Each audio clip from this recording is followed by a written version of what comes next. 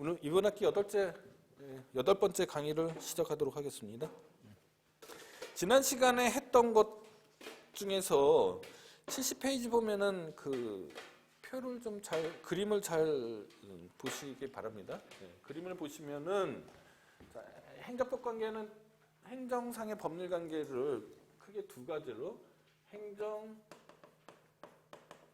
작용법 관계가 있고요. 그죠? 그 다음에 행정조직법 관계가 있다고 설명을 했어요.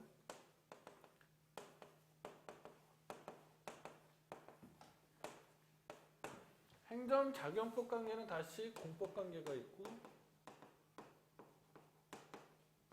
사법 관계가 있죠. 국고 관계.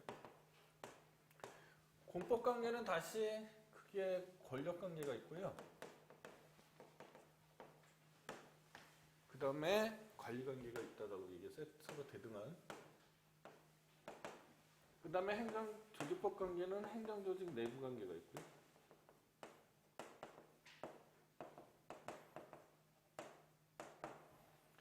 그 다음에 행정주체 상호간의 관계.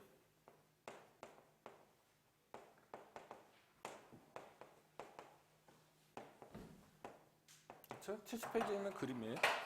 자, 행정소송은요. 행정소송이 있고, 그죠? 이거 교재에 없는 내용입니다. 오늘 하는 거. 지금 하는 거는. 민사소송이 있겠죠? 행정소송하고 민사소송이 있어요. 행정소송은 나중에 저한테 여러분들 강의 들을 거죠? 행정소송에는 4가지가 있어요. 행정소송법에 행정소송법 3조에 4가지 소송 유형이 있습니다. 항고소송입니다. 그 다음에 당사자 소송이 있어요. 그 다음에 민중소송이 있어요. 그 다음에 기관소송이라는 게 있습니다.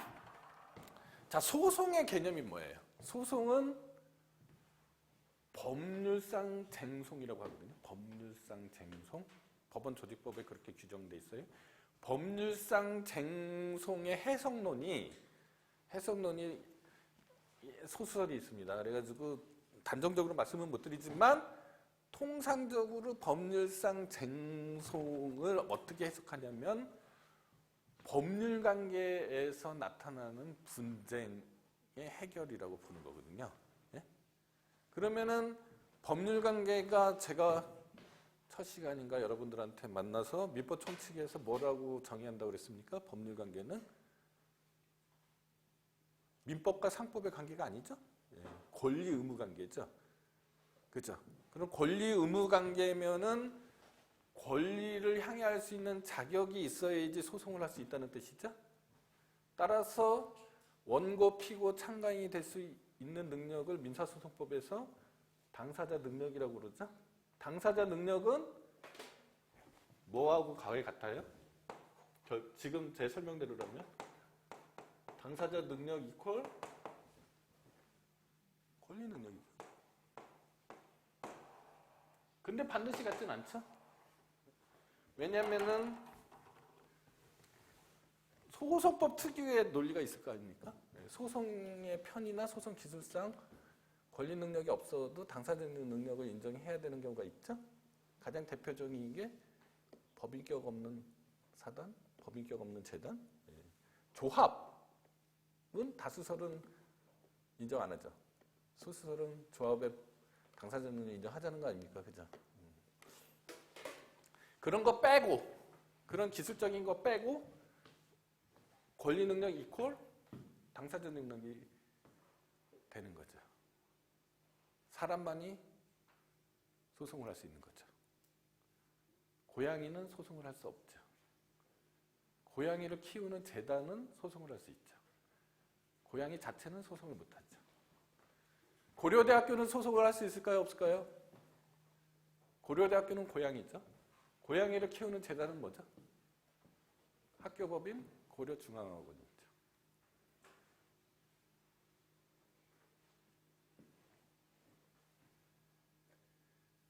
그러면은 이 소송 유형 4가지 중에서 제 설명을 잘 들으신 분은 눈치챌 수 있죠. 뭐 하나가 좀 형용 모순인 거죠. 기관 소송은 형용 모순이죠. 소송은 사람만이 할 수 있는데 기관이 하는 소송이잖아요. 기관은 사람이 아니잖아요. 행정청은 사람이 아니라고 그랬죠. 그런데 여기에서도 약간 아까 문제가 있다고 그랬죠. 법률관계 아닌 게 하나 있다고 그랬었잖아요. 뭐였죠? 하나, 둘, 셋, 넷, 5개 중에서 이거잖아요. 무슨 얘기인지 알겠죠? 자, 그러면은 이런 기초 지식하에서 다시 한번 설명을 하면, 자, 행정소송하고 민사소송으로 크게 한번 나눠봅시다. 자, 행정소송은 행정소송법에 4가지 소송 유형이 있어요. 항고소송, 당사자소송, 민증소송, 기관소송이라는 게 있고, 항고소송은 개념을 한번, 단어를 한번 생각해 보세요. 항고라는 뜻은 어떤 결정이 이미 앞에 있는 거죠. 결정이나 어떤 결단이 앞에 있고 그것에 대한 리뷰라는 뜻 아니에요? 항고라는 말은 리뷰한다는 얘기잖아요. 다시 보겠다는 얘기잖아요. 뭘 리뷰할 것 같아요? 처분이죠. 처분을 리뷰하는 거죠. 그러니까 처분에 대한 소송을 항고소송이라고 합니다. 2학기 때 자세히 볼 거예요. 오늘은 그냥 그런 게 있다고만 알아두세요. 당사자 소송은 원고와 피고가요, 서로 대등한 관계에서 나타난 법률 관계에 대한 해결이에요. 분쟁에 대한 해결. 공법상 당사자 소송이 있고 사법상 당사자 소송이 있을 수 있죠. 개념상. 우리는 사법상 당사자 소송을 우리 행정법학자들은 민사소송이라고 불러요. 그 법률관계의 내용이 공법상 법률관계냐 사법상 법률관계냐에 따라서 민사소송이 되느냐 당사자 소송이 되느냐는 거죠. 민증소송은요? 민증소송은 참 여러분들이 이해하기가 어렵죠. 민증이라는 말이 이해하기가 어렵잖아요. 요거는 일본 사람들이 법률 조어를 많이 했다고 그랬잖아요. 그 우리가 많이 따왔다고 그랬잖아요. 이거를 공익이라고 생각하시면 됩니다. 공익소송이라고 생각하시면 돼요. 자기의 법률상 이익이 없어도 자기의 법률상 이익과 관계없이 하는 소송이에요. 뭐를 생각하시면 되냐면은 국회의원 당선 무효 확인 소송. 선거인 입장에서는 자기의 법률관계와 관계없잖아요. 예. 또는 주민소송, 국민투표소송 이런 것들이 대표적인 거예요. 그러니까 지금은 일단 지워버리겠어요. 자, 기관소송은 아까도 말씀드렸듯이 소송하고 기관하고 결합되어 있는 말이니까 형용모순이다. 잘 조어상 맞지가 않음에도 불구하고 이런 소송이 있으니까 이름을 붙였겠죠. 예. 그러니까 이거는 원칙적인 소송 유형은 아니겠죠. 예. 그 다음에 민사소송이 있다. 자, 그러면 다시 돌아와서 행정작용법 관계 중에서 공법 관계인데 한쪽이 우월하고 명령 강제를 해요. 계약으로 명령 강제하는 건 좀 웃기죠. 둘이 만나서 협의해서 명령 강제는 안 하는 거잖아요. 일방적으로 하는 거잖아요. 아까 행정작용 중에 단독행위 유형이 뭐가 있다고 그랬습니까? 행정행위, 처분, 물론 행정행위만 여기에 포함되는 건 아니에요. 대표적으로 이제 처분성이 있느냐 없느냐를 따지는 거예요. 자, 그러면 아까 제가 말씀드렸어요. 처분에 관한 소송 유형이 있다고 그랬죠? 무슨 소송이었어요? 항고소송이죠. 그러면 이렇게 매칭이 되는 거죠. 100% 그렇다는 얘기는 아니에요. 100% 그렇다. 얘는 항상 있잖아요. 자, 항고소송인데요. 항고소송은 다시 3가지로 나눠져요. 취소소송이라는 게 있고 무효확인 소송이라는 게 있고 부작위 위법확인 소송이라는 게 있어요. 취소소송이라는 게 있고 무효확인 소송이라는 게 있고 부작위 위법확인 소송이라는 게 있습니다. 자, 처분에 취소 사유가 있으면 취소 소송을 제기하는 거고요. 처분에 무효 사유가 있으면 무효 확인 소송을 제기하는 거고요. 처분이 있어야 될 것 같은데 처분을 하지 않아요. 네, 그러면 부작위 위법 확인 소송을 제기하는 겁니다. 행정자격법 관계 중에서 공법 관계 중에서 권력 관계를 처분으로 이뤄냈는데 그 처분에 대해서 소송을 제기하려면 항고 소송을 제기해야 되고 그 처분이 위법 사유가 있는데 그 위법 사유가 취소 사유에 불과하면은 항고 소송 중에 취소 소송을 제기하는 거고요. 무효 사유가 있으면 무효 확인 소송을 제기해야 되는 거고요. 처분을 해야 되는데 부작위라고 있어요. 네, 그럼 부작위 위법 확인 소송을 하는 거죠. 행정자격법 관계인데 공법 관계고 관리 관계예요. 서로 대등하게 이루어지고 있어요. 예컨대 공법상 계약을 맺었어요. 거기서 분쟁이 생겼어요. 무슨 소송? 아까 설명했습니다. 당사자 소송.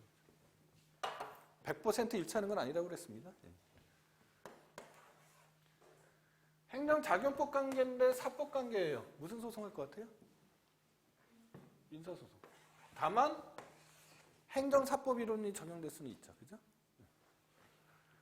행정조직법 관계인데 그 내부 관계예요. 자, 원래 행정학을 전공하신 분이 여기 안에 계시겠죠? 행정학을 전공하신 분들은 알겠지만 행정조직은 이렇게 피라미드 구조로 돼 있죠. 이거를 우리는 개서제라고 불러요. 그죠? 개서제라고 부르잖아요. 행정의 의사는 하나여야 되죠. 국가의 행정주체 의사는 하나여야 되죠. 아니어도 되나? 아니면은 헷갈리죠. 국가 의사가 막 하나의 사건을 가지고 여러 개이면 안 되잖아요. 그죠? 국가 의사는 하나죠. 그래서 이 행정 조직에서의 의사결정은 정점이 궁극적으로 해결을 해줘야겠죠. 그러면은 행정조직의 정점은 누구예요? 헌법에도 나와 있어요. 행정조직의 정점은 대통령이죠. 대통령이 해결해야 되죠. 그러니까 예컨대 국방부 장관이 있어요. 그 다음에 행정안전부 장관이 있어요. 행정자치부 장관이 있어요. 또는 뭐 경찰청장이 있어요. 어느 마을에 포사격을 막 훈련을 해요. 포병부대에서. 포병부 이중대라고 칩시다. 포병 이중대장이 막 명령을 내려서 막 포사격을 해요. 마을 사람들이 잠을 잘 수가 없어요. 시끄러워서. 밤낮으로 해가지고. 그래서 마을 사람이 경찰서장을 찾아가서 포사격 중지를 해달라고 요청을 했어요. 그랬더니 경찰서장이 일리가 있다고 생각했어요. 그래서 경찰서장이 포병 이 중대장에게 포사격 중지 명령을 했어요. 경찰 처분으로. 그랬더니 포병 이중대장이 XX 경찰서장을 상대로 행정법원에 포사격 중지 명령 취소 소송을 제기했어요. 가능한 얘기가 아니죠. 그러면 이렇게 되면은 국방부 장관하고 행정자치부 장관의 상급기관이 대법원이 된다는 얘기죠. 말이 안 되죠. 대법원이 되면 안 되죠. 대법원이 되면 민주주의에 대한 중대한 도전이 있죠.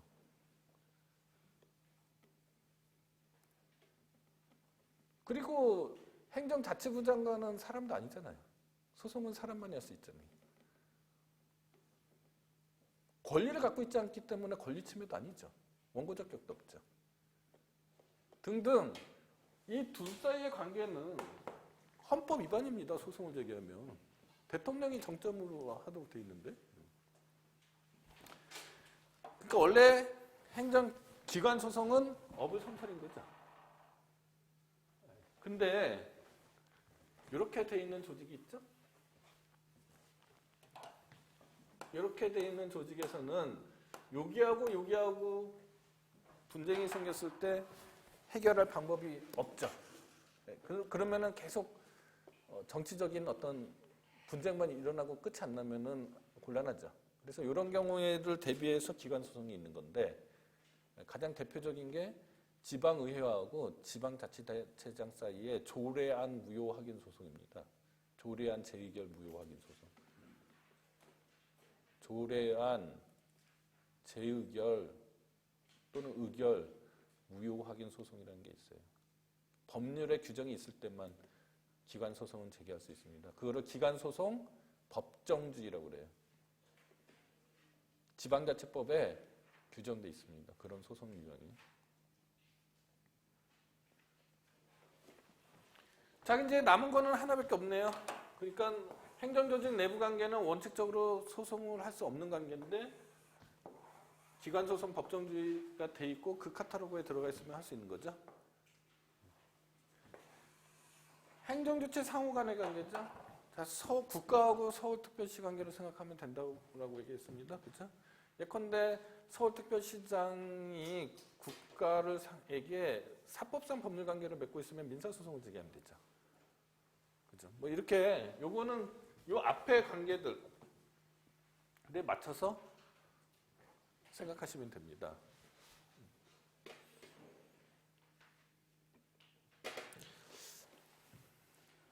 약간 어려운 문제가 있는데 그거는 나중에 이 관계에 있어서 조금 어려운 문제가 있어요.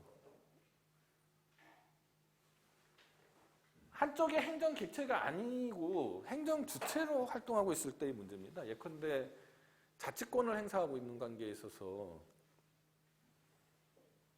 지방자치단체장하고 국가기관장 사이에 자치권에 관해서 분쟁이 생긴 경우가 있을 수 있고요. 자치가 아니고 그 지방자치단체장이 국가의 하부기관으로 활동하는 때가 있어요. 이런 부분이 있어서 좀 어려움이 있는데요.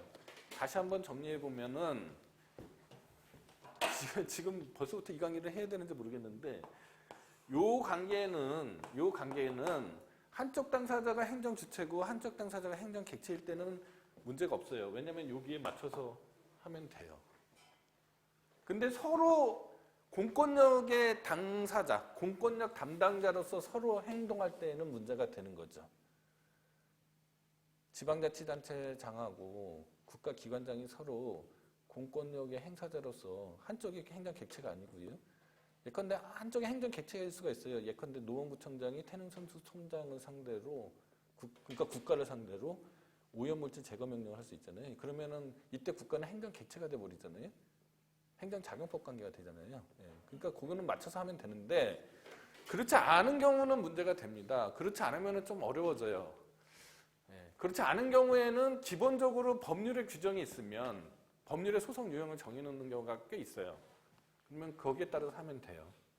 근데 법률의 소송 유형을 정하지 않은 경우도 있거든요. 법률의 규정이 없는 경우죠. 이랬을 때는 어떻게 할 거냐의 문제인데 어떻게 생각하시면 되냐면은 기본적으로 자치권을 행사할 때는 지방자치단체가 자치권을 행사하는 관계에서는 국가하고 지방자치단체는 서로 대등한 관계잖아요. 그래서 예컨대 처분을 했으면 항고소송으로 다툰다든지 이렇게 해결하면 됩니다. 근데 자치권을 행사하지 않는 관계에서는 국가가 지방자치단체가 국가의 하부기관이 되는 거거든요. 그런 경우에는 뭐하고 똑같아지냐면 요거하고 똑같아지니까 원칙적으로 소송이 안 되는 거죠.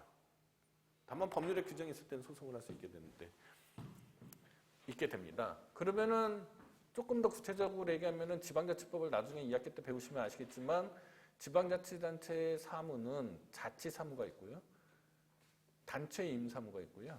그 다음에 기관임사무가 있습니다. 그러니까 이때 해결점 1번 법률의 규정이 있으면 그대로 한다. 법률의 규정이 없을 때는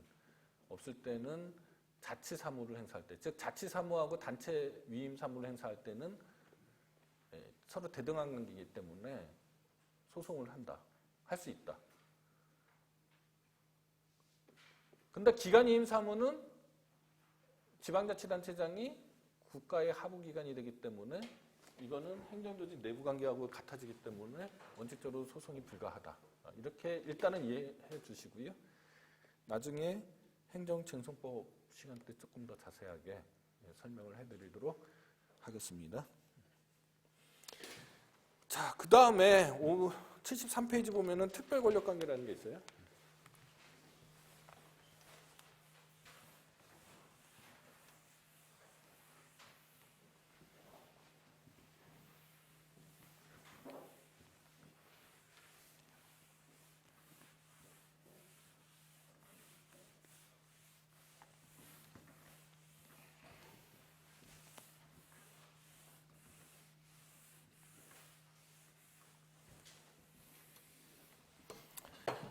자, 국가하고 행정주체, 특히 국가죠. 국가가 있고요. 그 다음에 국민이 있어요. 행정계체. 통상 국가하고 국민 사이의 이 법률 관계는, 권력 관계는 통상적인 권력 관계잖아요. 그래서 일반 권력 관계인 경우에 일반 권력 관계라고 부릅니다. 이거 우리는 이것에 대해서 이미 여러 설명을 다 했어요. 그죠? 근데 문제는 뭐냐면요. 국가 내에 구성원들이 있어요. 공무원. 국가하고 공무원 사이에 공법상 근로관계가 맺어졌단 말입니다. 그죠? 또 아니면 군인, 학생, 수형자, 뭐 등등등등. 자, 이거는 국가 내에 구성원들이잖아요. 여기서부터 저의 유도신문에 넘어가시면 안 돼요, 이제부터는.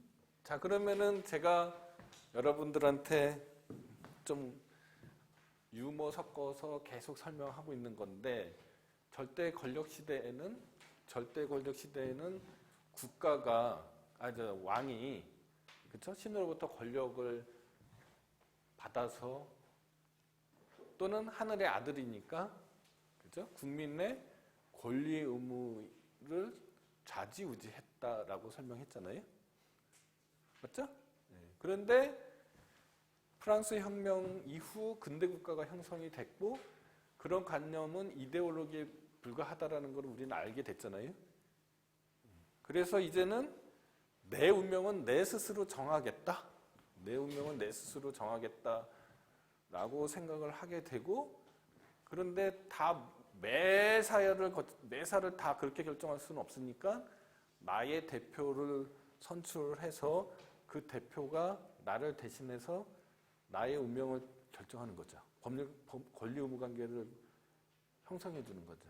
형성해 주는 거죠. 발생 변경 소멸시켜 주는 거죠. 그죠? 그러니 국가는 사람이 있잖아요. 법률 관계는 권리 의무 관계니까. 사람 맞죠? 국민도 사람이잖아요. 그죠? 그러니까 사람과 사람 사이의 법률 관계잖아요. 그걸 행정상 법률 관계라고 그랬죠? 네, 행정상 법률 관계는 의회가 법률을 정해서, 그렇죠? 결정하는 거죠. 그러니까 일반 권력 관계는 의회가 규율하는 게 맞죠, 논리적으로도. 제가 지금까지 한 논리에 한 채 오차도 없죠. 맞죠?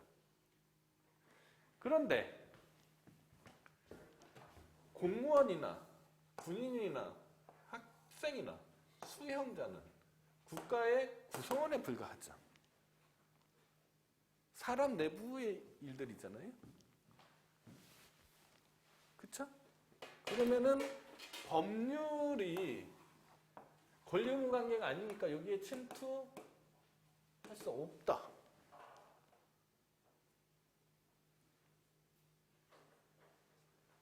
법률이 침투할 수 없다. 그러니까 의회가 관여할 수 있는 데가 아니다. 그냥 왕이 계속 관여하겠다. 자, 그러니까 이 안의 영역은 왕의 섹터고요. 요거를 벗어나면 의회의 섹터가 되는 거죠. 맞아요?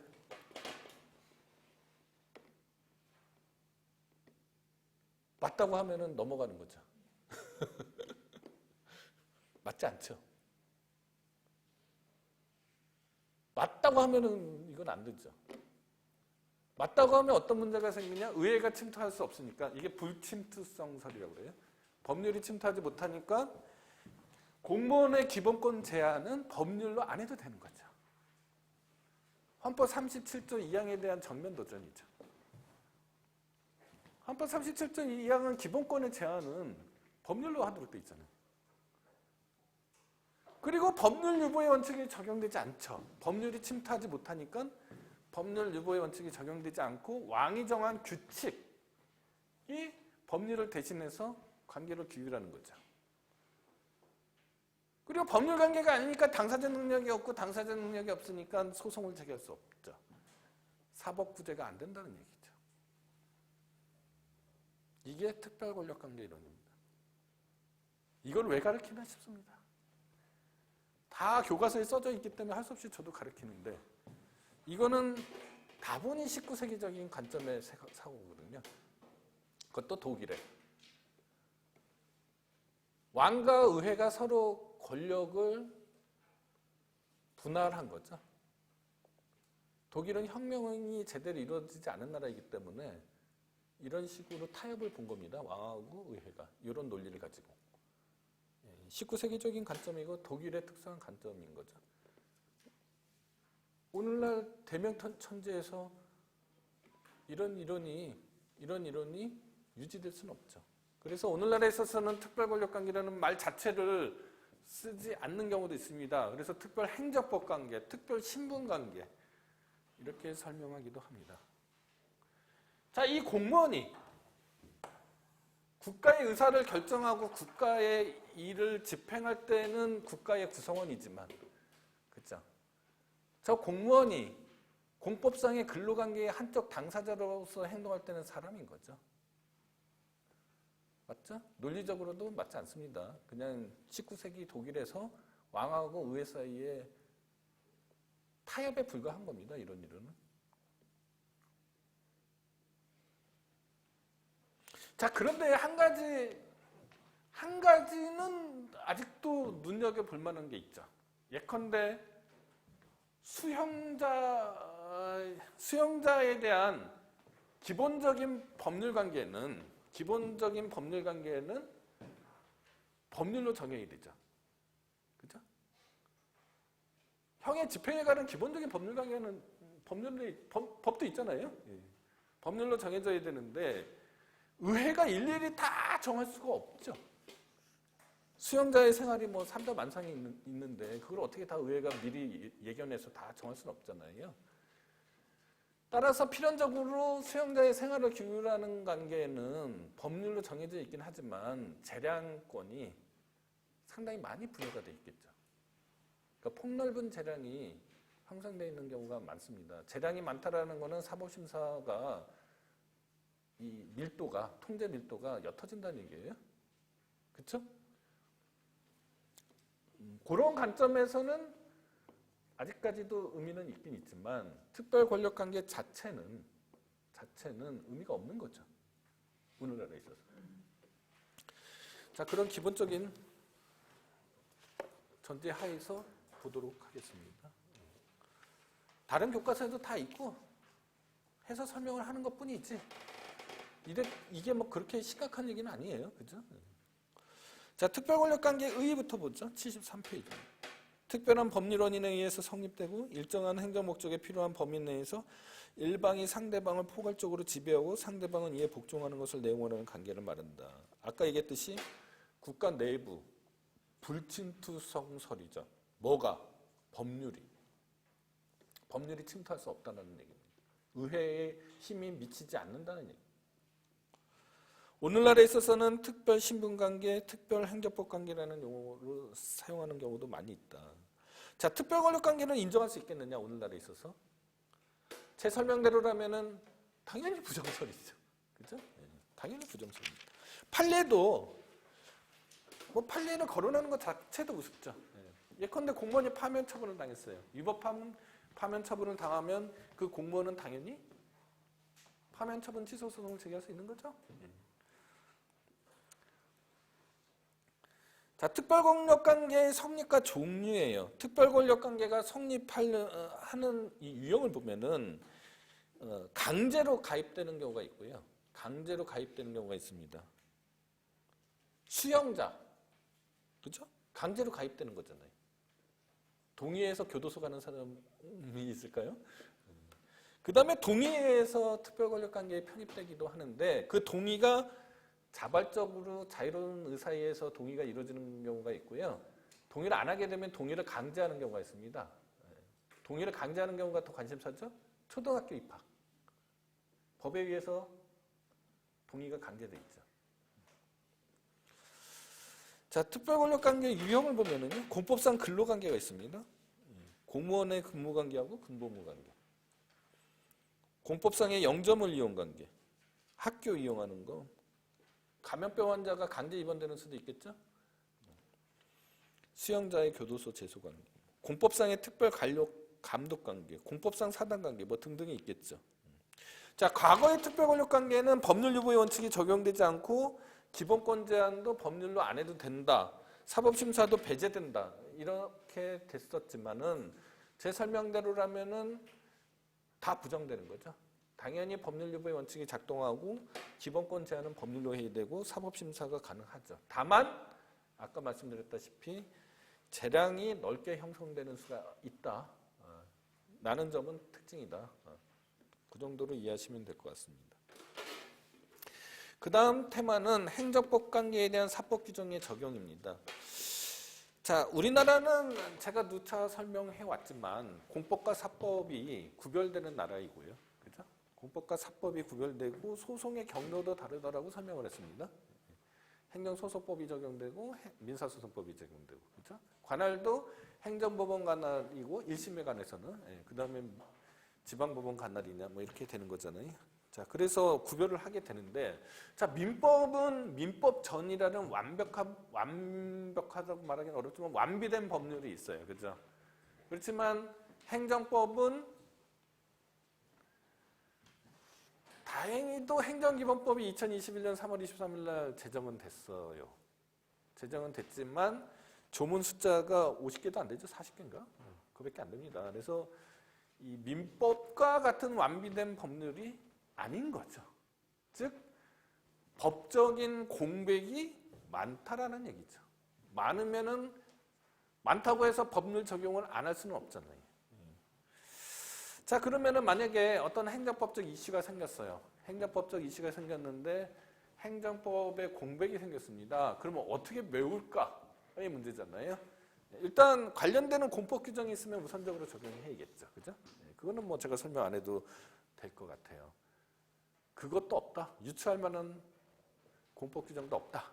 했을 때 문제잖아요.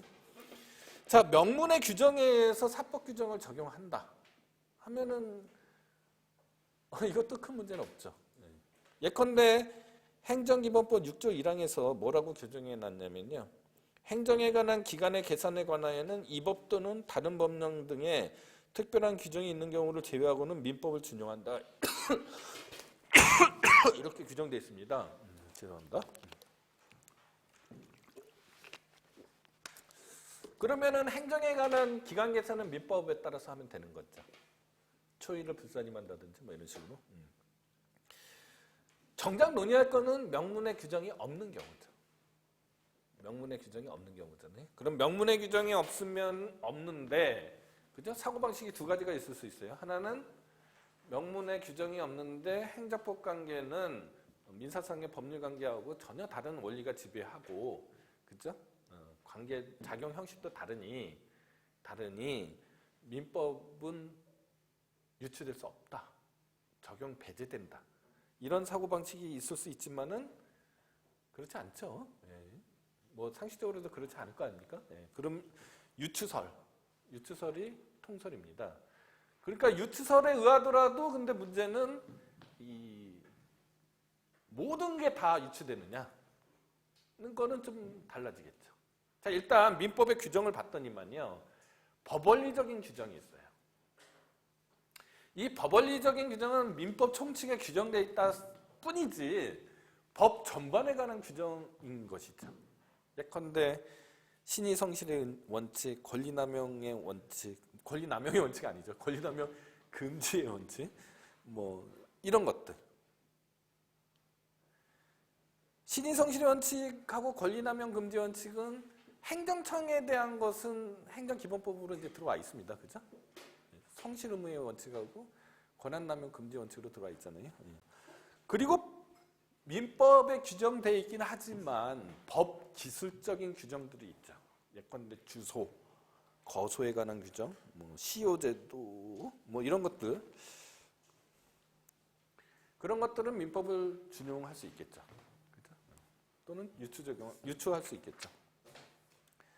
그러면 그런 거 아닌 거, 법원리적인 규정이나 법기술적인 규정, 즉 민법에 규정되어 있지만 법학 영역 전반에 적용될 수 있는 그런 규정들은 당연히 유추가 되는데 그렇지 않은 것은 어떻게 할 거냐는 거죠. 그러니까 사법상의 규정들이잖아요. 사법 규정의 특징은 뭐예요? 대등한 당사자 사이의 이해관계의 조정에 관한 규정들이잖아요. 민법에 있는 규정들이. 따라서 공법관계를 권력관계하고 관리관계로 나눈다라면 권력관계는 대등한 당사자 사이의 이해 조정이 아니잖아요. 그러니까 민법이 유추되지 않는다. 그러나 관리관계는 공법상의 대등한 당사자의 관계니까 민법을 유추해도 별 문제 없겠다. 이렇게 되는 겁니다. 요약해서 정리하면 자, 행정법 관계는 법적인 공백이 많이 있다. 왜냐하면 민법전이나 형법전이나 이렇게 완비된 법전 형태로 돼 있지 않기 때문에. 그러면은 그거를 법적인 공백이 있을 때 어떻게 메울 것이냐의 문제인데 공법 규정이 우선 적용된다. 이건 누구나 다 동의할 수 있다라는 얘기죠. 그 다음에 사법 규정은 어떻게 되느냐? 명문의 규정이 있으면은 행정기본법 6조 1항처럼 명문의 규정이 있으면 거기에 따르면 되니까 문제 없다. 문제는 명문의 규정이 없는 경우인데 민법의 법원리적 규정이나 아니면 법기술적 규정은 당연히 준용될 수 있다. 유추될 수 있다. 그렇지 않은 규정, 그 밖의 규정은 권력관계는 유추가 안 되지만 성질상 관리관계는 유추할 수 있겠다. 뭐 이 정도로 이해하시면 될 것 같습니다. 자, 다음 테마는요. 행정법상의 법률 요건과 법률 사실이죠. 자, 법률 효과가 있고 법률 요건이 있겠죠. 민법에서 말하는 겁니다. 똑같습니다. 예. 법률 요건이 충족이 되면 법률 효과가 나오겠죠. 예. 그 법률 요건을 이루는 개개 사실들을 법률 사실이라고 그러죠. 그 법률 사실 중에 이 정신작용을 요소로 하지 않는 것을 사건이라고 그러고요. 정신작용을 요소로 하는 것을 용태라고 하잖아요. 민법으로 다시 돌아가면은 정신관계 그 중에서 의사표시를 요소로 하는 거를 법률행위라고 그러잖아요. 그렇죠? 그러면은 그런 법률행위는 의혹한 의사에 따라서 법률 효과가 나타나는 거죠. 그렇죠? 근데 의사표시가 내재되지 않은 법률행위는 우리는 행위는 준법률행위죠. 준법률행위라고 그러고, 그죠? 그 경우는 의사가 없기 때문에 법률의 규정에 의해서 법률 효과가 나타나는 거잖아요. 이건 제가 강의하려는 건 아니고요. 민법에서 그렇게 배우셨잖아요. 그대로 행정법은 다 적용할 수 있어요.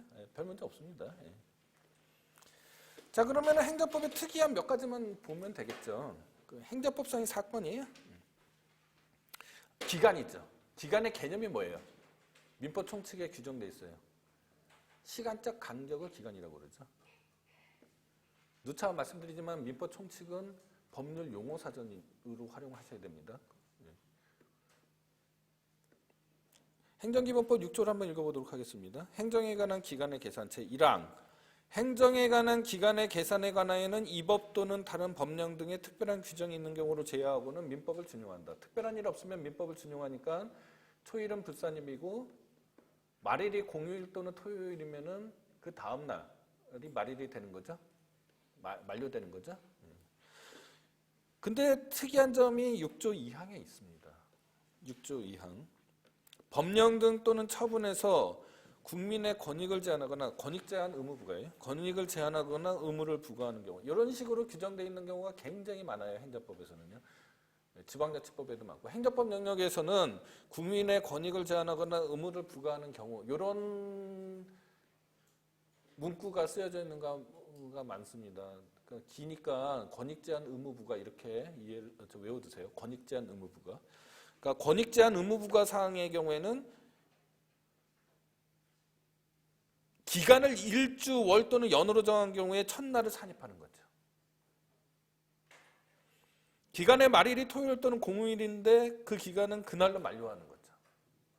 왜 이렇게 했을 것 같아요? 처분의 상대방에게 유리하게 해주려고 그러는 거죠. 그 다음에 7조예요. 법령 등의 시행일의 기간 계산입니다. 법령 등 훈령, 예규, 고시, 지침 을 포함한다. 그러니까 대통령령, 부령, 총리령, 훈령, 예규, 고시, 지침 뭐 이렇게 생각하시면 돼요. 의 시행일을 정하거나 계산할 때에는 다음의 각 회의 기준에 따른다. 이거는 이론적인 게 아니에요. 이론적인 게 아니고요. 법제처의 실무를 법제화시킨 거일 뿐입니다. 법제처의 실무를 법전화한 거예요. 그러니까 이걸 어떤 이론적인 원리에 의해서 이 규정이 돼 있다. 라고 생각하시면 안 돼요. 그냥 실무가 이런 거를 실무를 법전화시킨 거예요. 제1호 법령 등을 공포한 날로부터 시행하는 경우에는 공포한 날을 시행일로 한다. 법령 등을 공포한 날로부터 일정 기간이 경과한 날부터 시행하는 경우 법령 등을 공포한 날을 첫날을 산입하지 않는다. 제3호 법령 등을 공포한 날로부터 일정 기간이 경과한 날로부터 시행하는 경우 그 기간의 말일이 토요일 또는 공휴일인 때는 그 말일로 기간이 만료한다. 요거는 어떤 원리에 의해서 이렇게 만들어진 게 아니기 때문에 그 원리를 이해하실 수는 없습니다. 그냥 그렇다라고만 아셔야 돼요. 그 다음에 시효예요. 시효. 시효에는 두 가지가 있죠. 소멸시효가 있고 취득시효가 있죠. 마찬가지로 행정법에서도 소멸시효가 있고요. 취득시효가 있습니다. 자, 시효에 관해서 국가재정법하고 지방재정법에 지방재정법은 지방자치단체입니다. 적용되는 재정법이에요. 국가재정법하고 지방재정법에 명문의 규정이 있어서 시효에 큰 어려움은 없습니다. 뭐라고 돼 있느냐? 국가나 지방자치단체를 당사자로 하는 금전급부를 목적으로 하는 권리 또는 의무는 그 어느 쪽에 대한 것이든 다른 법률에 특별한 규정이 없는 한 5년간이에요. 민법의 채권의 소멸시효 몇 년이죠? 통상? 10년인데 5년으로 단축되어 있습니다. 국가나 지방자치단체의 경우에는. 자, 금전채권이에요. 채무를 포함한 금전채권 채무예요. 그러니까 국가재정법하고 지방재정법이 적용되는 채권은 금전채권입니다. 뭐 공법상에 성립된 금전채권은 당연히 이 규정이 적용이 되는 거고요. 그죠? 사법상에 형성된 금전채권도 민법이 적용되지 않고 5년으로 단축이 됩니다. 자, 여기서 넌센스 퀴즈죠. 다른 특별한 규정이 다른 법률에 규정이 없으면 5년이잖아요. 근데 민법은 10년이잖아요. 민법이 다른 특별한 규정이라고 하면은 다시 또 10년이 되는 거잖아요. 넌센스 퀴즈죠. 그러니까 여기 다른 법률은 민법은 포함되지 않는 거죠.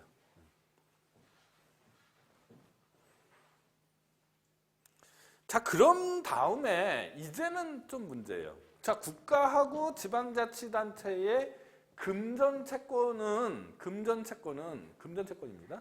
금전채권은 국가재정법하고 지방재정법에서 해결을 해줬어요. 근데 문제는 뭐냐? 공법인도 있잖아요. 예컨대 근로복지공단이나 국민건강보험공단이나 국민연금공단이 이런 공법인도 있단 말입니다. 행정주체죠, 엄연히. 근데 국가나 지방자치단체는 아니잖아요. 국가나 지방자치단체는 아니잖아요. 그러니까 국가재정법이나 지방재정법을 유추 적용해서 물론 법률에 예컨대 국민건강보험법에 의하면은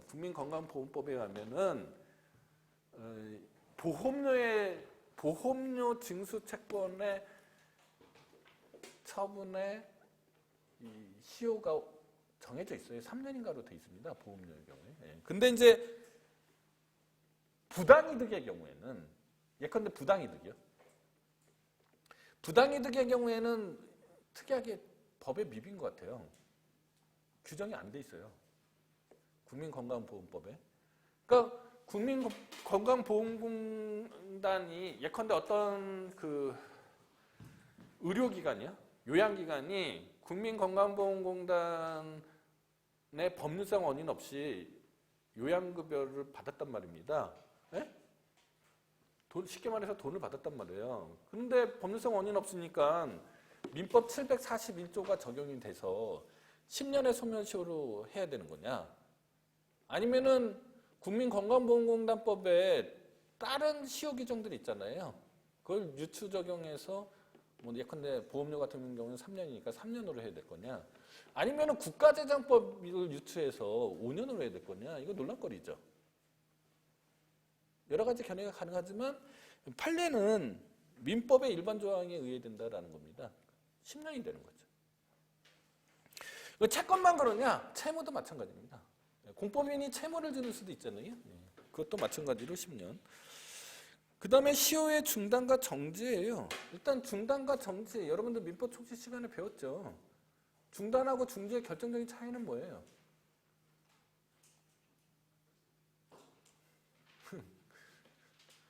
민법 공부 헛했죠. 중단하고 중지의 개념이 누차 얘기하지만 개념이 중요하다고 그랬습니다. 개념을 잘 알면 법학을 잘 할 수 있어요. 개념 법학이라고 그래요. 그런 걸 여러 가지 비판도 많이 받지만 일단 기본은 개념이에요. 중단은 다시 카운팅하는 거죠. 중지는 이어서 카운팅하는 거죠.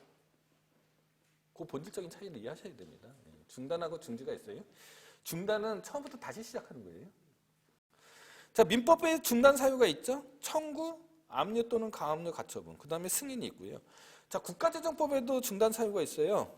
납입고지라는 게 있습니다. 그 다음에 국세기본법에도 중단 사유가 있어요. 조세채권에 관한 경우에 납세고지, 독촉 또는 납부 최고, 교부 청구, 압류 이런 게 있고요. 산업재해 보상보험법에도 규정이 있습니다. 보험급여의 청구 이런 것들이 중단 사유가 되는 거예요. 그런데 이제 독촉이라는 게 있어요. 나중에 또 설명할 기회가 있을 것 같아서 여러 번 반복해서 설명해야 될 것 같아서 이참에 말씀을 드리면, 자, 국세나 이 조세채권이요, 그죠? 일단 납세 고지가 있어요. 그 다음에 뭐예요? 독촉을 해요. 그 다음에 압류를 하고요. 그 다음에 공매를 하고, 그 다음에 배당을 하나? 청산이가 배당이가 이렇게 되는데, 납세고지는 이 추상적인 어떠한 조세 채권을 구체화시키는 겁니다. 그러니까 이제 의무가 발생하게 되는 거죠.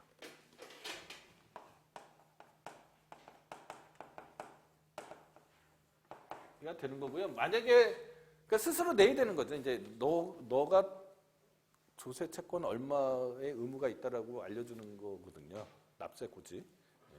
그 이후부터는 스스로 내야 되는데 납세 기간 내에 내야 되잖아요. 안 냈을 경우에 문제입니다. 이게 이제 강제징수 절차죠. 집행행위가 돼요. 자, 그러면 이제 독촉 집행행위 바로 어떤 사람한테 조세 부가처분 100만 원을 했어요. 안 내요. 기한이 됐는데. 그럼 바로 가서 물건 압류하느냐? 안 하거든요. 그렇게는. 절차가 다 있는 거죠. 체납 절차들이 있어요. 먼저 독촉을 하는 거죠. 돈 내라고. 안 내면 재미없다고. 그게 독촉이에요. 그 다음에 그래도 안 내면은 그때 이제 압류를 해요. 그 사람의 물건을 환가해서 조세채권을 확보해야 되잖아요. 그러니까 그 체납자의 물건을 재산을 동결 처리해야 되는 거잖아요. 동결해야 되잖아요. 그걸 압류라고 그럽니다. 압류한 다음에 그거를 팔아야죠. 그걸 공매라고 그러고요. 그런 다음에 이제 서로 정리를 해야 되죠. 그런 절차가 있습니다. 자, 그런데 지금 하고 싶은 얘기는 뭐냐? 자, 이 독촉을 말이에요. 한 번 하고 바로 압류로 한 번 독촉하고 바로 압류해버림. 지금은 뭐 그런 경우도 있다고 하지만 과거에는 그렇게 되면 어떻게 되겠어요? 역살 잡히죠. 그죠? 그러니까 독촉을 한 3번 정도 뭐 한다 친다고 하자고요. 그러면 첫 번째 독촉이 있고 2차 독촉이 있고 3차 독촉이 있다고 가정하자고요. 그때 최초의 독촉만이 시효 중단 사유가 되는 겁니다. 그리고 처분이 돼요. 행정행위가 돼요. 최초의 독촉이 여러 차례 있었다고 하더라도 최초의 독촉만이 시효 중단 사유가 되고요. 처분이 된다. 그 다음에 소멸시효 완성하면은 채권이 절대적으로 소멸하느냐 아니면은 상대적으로 소멸하느냐는 민법에서 견해의 대립이 있는데 절대적 소멸설이 통설 8년 거잖아요. 행정법에서도 마찬가지입니다. 절대적 소멸설이에요. 따라서 소멸시효가 완성이 된 조세채권은 무효죠. 없어지는 거잖아요. 소멸해버리는 거잖아요. 조세채권이 소멸시효가 완성되면 절대적으로 소멸하는 거잖아요. 따라서 소멸시효 완성했는데 과세관청에서 납부 고지를 했어요. 납세 고지를 했어요. 그럼 이 납세 고지 처분은 채무가 없는데 채권이 없는데 납세 고지를 한 거니까 무효가 되는 겁니다. 그리고 설령 과세 처분에 기해서 세액을 납부했다고 하더라도 이것이 바로 소멸시효 이익을 포기한 것으로 간주하지도 않는다라는 게 판례예요. 그 다음에 시효로 채무가 소멸하는 거하고 이거 잘 구별해야 돼요. 소멸하는 거하고 절대적으로 소멸하는 거하고 그것을 법원이 인식하는 거는 다른 문제죠. 법원이 알아야지 소멸했다라고 해줄 거 아닙니까? 소송에서요. 그거는 변론주의가 적용되기 때문에 그런 결과가 생기는 거죠. 이해하시는 거죠? 그러니까 아무리 시효 소멸이 됐어도 항변을 안 하면 법원이 인식할 수 없잖아요. 알아야지 판결을 하죠. 알아야지. 이렇게 하니까 쉽죠? 네? 변론주의가 적용돼서 그런 거예요.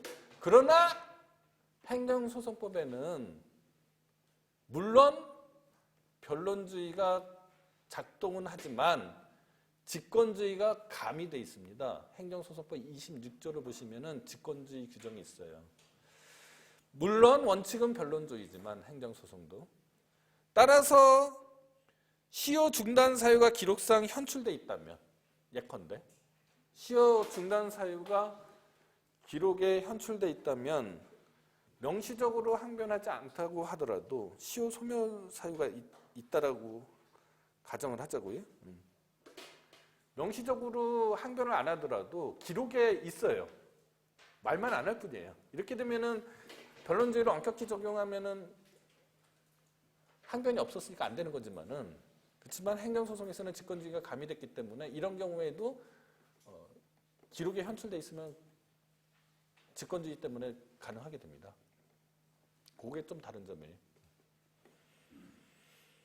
그거는 행정소송법이 직권주의를 가미해놨기 때문에 그런 거라고 이해하셔야 돼요. 그 다음에 이제 취득시효 문제예요. 취득시효도 뭐 다른 건 문제가 없는데 곡물의 취득시효입니다. 곡물은 공적 목적에 제공된 물건을 곡물이라고 그래요. 국공유 재산이 있죠. 국공유 재산은 소유의 관점에서 바라보는 거를 국공유 재산이라고 해요. 자, 곡물이 있고요.